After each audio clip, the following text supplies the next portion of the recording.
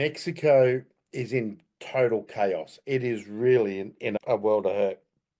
Mexico City and a couple of the other major cities have had a lot of protests, especially from Gen Z, and in some places it's close to a civil war. There is people who are fighting back against the cartels in areas to take their city or town back. And the more this happens, the more unsteady the world's going to get, and the more that the world is going to slowly break apart, especially the Western world. The Ukraine-Russia peace deal that's been put together over the last week, this is still a prelude to war. The amount of money that is missing from donations and equipment that has been donated to Ukraine is tens, hundreds of billions. And it's pretty much gone to the top guys in the Ukrainian parliament, military, and the oligarchy. Europe needs war more than anyone else on the planet, and it's pretty much the only thing that will delay the inevitable mass breakup in Europe. Refineries and traders all over the world flying metals, literally flying metal. And when I say metals, I'm talking predominantly silver here. The shortage led to a massive spike with people that lease their metals, especially silver, into the exchange by up to 89%. That is just a phenomenal short-term increase in what you can get for your metals. Metals become very much in demand when people have lost trust in the government and they firmly believe that war and sanctions are coming. Shortcuts that process, because if you're holding the physical metal in your vaults in your country, your enemies or those that want to harm you in the financial world can't do it because you're no longer part of that world. So these are all signs that there's distrust in the market, that governments aren't trusting each other, people aren't trusting the government, and that tends to lead to war. So these are all those money moves that happen pre a major event. The financial markets always predict the future because people move their money before they'll do anything else. The only thing that made the whole thing work was the tenant farmers that operated the land, right? Meanwhile, at the same time in the UK, we've got asylum seekers running riot in Northern England. You've got police running around arresting people for DEI and hurty words. And now you've got police arresting farmers and confiscating their tractors' equipment purely and simply because they've had a gutful and want to stand up for themselves.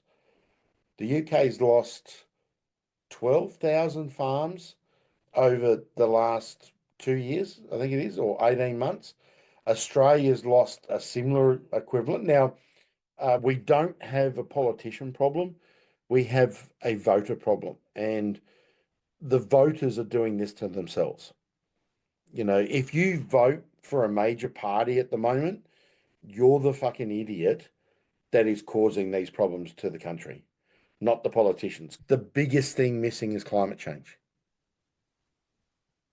But when you have a look at the priorities of politicians, the priorities of politicians don't line up at all with the priorities of the people. Politicians are so out of touch with what's really happening in the country and what's really happening in society that they're picking bullshit topics that they think are super important, and they're not. Coming to Australia, public service now is out of control. It's just ridiculous. 2.6 million public servants, a 232 billion wages bill for a country of 26 million people, right? It'll get to the point where it'll be so out of control that it nearly won't be able to be turned around. No one in the populations care about climate change except the political class and the people that are making money off it.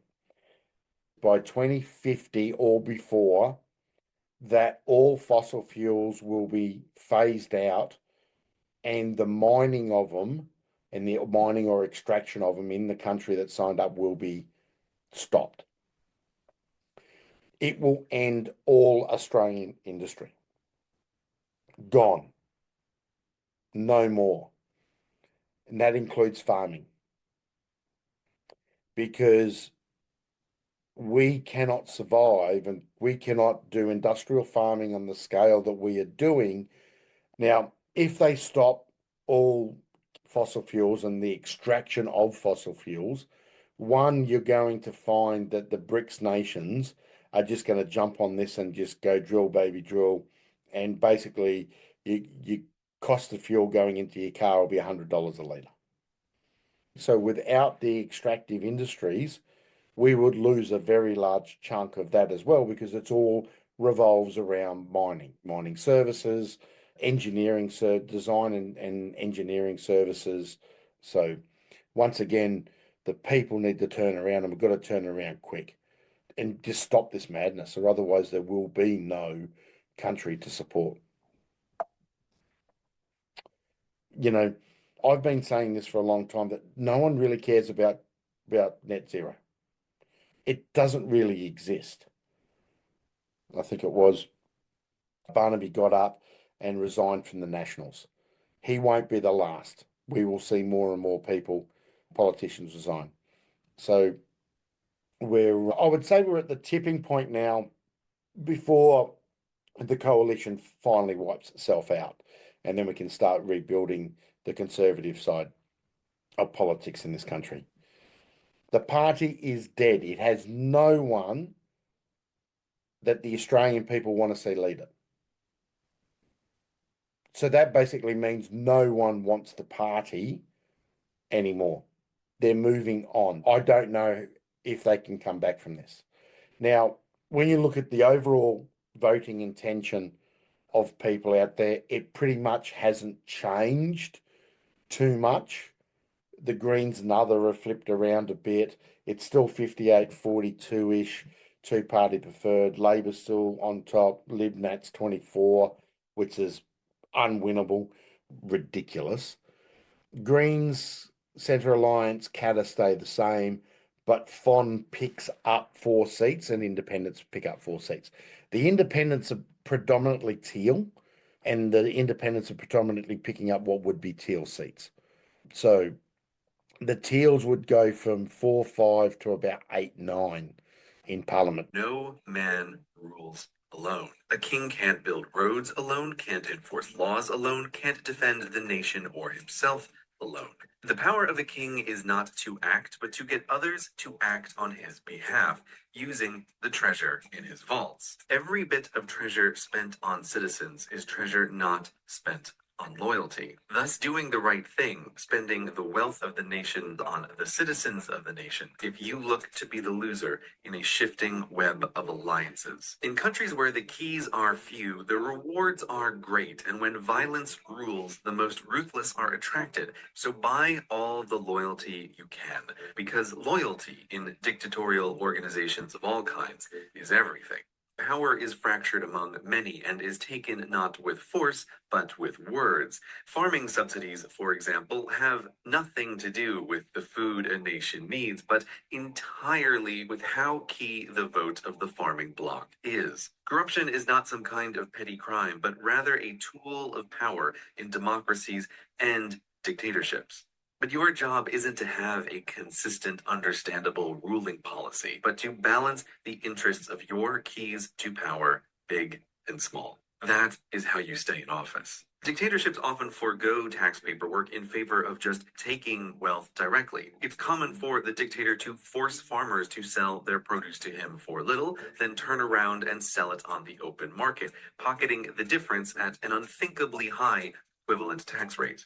If the wealth of a nation is mostly dug out of the ground, it's a terrible place to live because a gold mine can run with dying slaves and still produce great treasure. Maybe you'll be incredibly wealthy, but probably you'll be dead and have made the lives of everyone you know. Being on the right side of a coup in a dictatorship means having the resources to get you and your family what the peasants lack: healthcare, education, quality of life. You may not like these rules, but surely better you on the throne than someone else. And who knows? Maybe you'll be different.